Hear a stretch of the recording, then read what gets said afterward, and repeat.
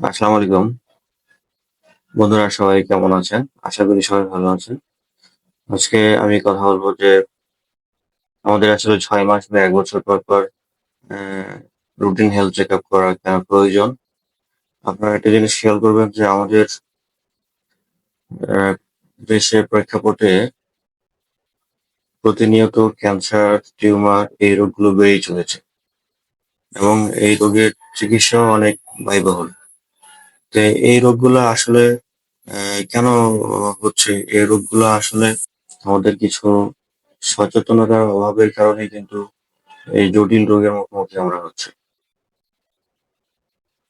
তো আসলে যার ফ্যামিলিতে এই রোগগুলো আছে, তো আসলে সেই বুঝতে পারে যে এর ভয়াবহতা কতটুকু। আপনি জেনে থাকবেন যে ১ম স্টেজের যে ক্যান্সার বা টিউমার যেগুলো থাকে, সেইগুলা আপনার একটা ব্যয়বহুল চিকিৎসার মাধ্যমে কিন্তু সেরে যায়, সুস্থ হয়ে যায়। আর যেগুলো 2nd বা 3rd স্টেজের যেগুলা ক্যান্সার থাকে, সেগুলা কিন্তু সহজে ভালো হয় না। কিন্তু আপনার ফ্যামিলির সদস্য, আপনি তো আর বসে থাকবেন না। আপনার সর্বশেষ সম্বল দিয়ে, সর্বশেষ পুঁজি দিয়ে, টাকা দিয়ে আপনি তার চিকিৎসা করবেন। তো চিকিৎসা করাতে গিয়ে শেষমেশ হয় কি যে আপনার ওই ক্যান্সার রোগ আপনার আত্মীয়-স্বজন বা আপনার ফ্যামিলির সদস্যকে নিয়ে যায়।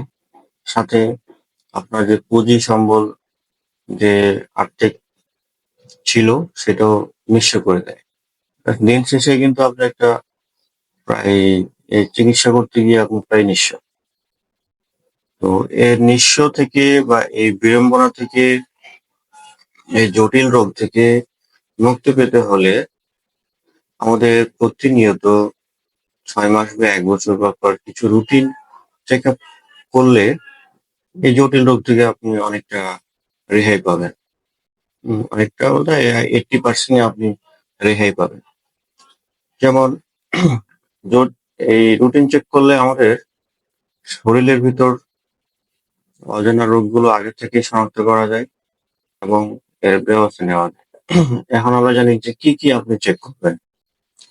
আপনি চেক করবেন আপনার ডায়াবেটিস আছে কিনা, আপনার প্রেশার আছে কিনা, আপনার ব্রেইন ঠিক আছে কিনা, আপনার ফুসফুস, আপনার হার্ট, আপনার লিভার, কিডনি, আ খাদ্যথলি, খাদ্যনালী এবং শরীরের ভিতরে আরো কিছু অর্গান এবং মা-বোনদের গাইনোলজিক্যাল কোনো সমস্যা আছে কিনা, এইগুলো আপনি জানতে পারবেন।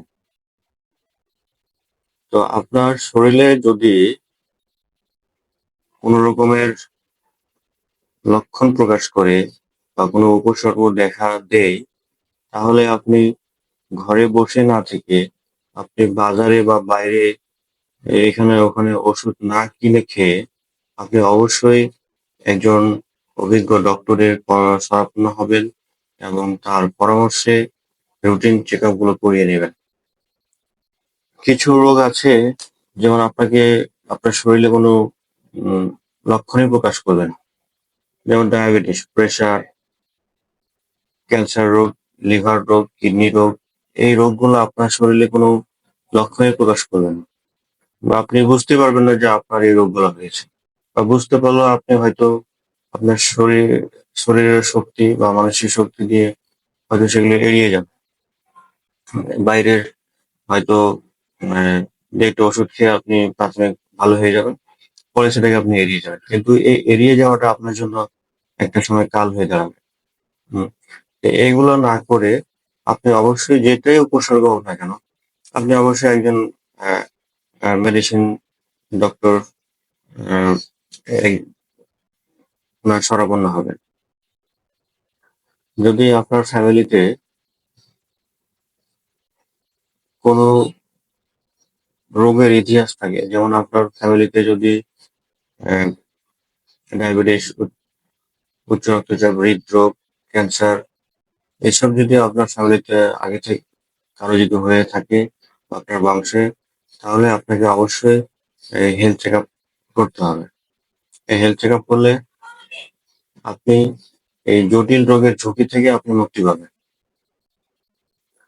তো প্রতিনিয়ত এই হেলথ চেক আপ করলে আপনি জটিল রোগ থেকে মুক্তি পাবেন এবং আপনার চিকিৎসা সহজ হবে এবং মৃত্যুর হার অনেক অংশেই কমে আসবে। হুম। তো পরিশেষে আপনাকে বলতে চাই যে 6 মাস বা 1 বছর পর হেলথ চেক আপ করা এটি শুধু একটা রোগ নির্ণয় নয়, এটি একটি সচেতন ও সুস্থবান জীবনের আপনার প্রথম পদক্ষেপ। এটি আপনাকে ও আপনার পরিবারকে সুস্থ রাখতে সাহায্য করবে এবং আপনার জীবনযাত্রার মান উন্নয়ন করতে অনেকটাই সাহায্য করবে।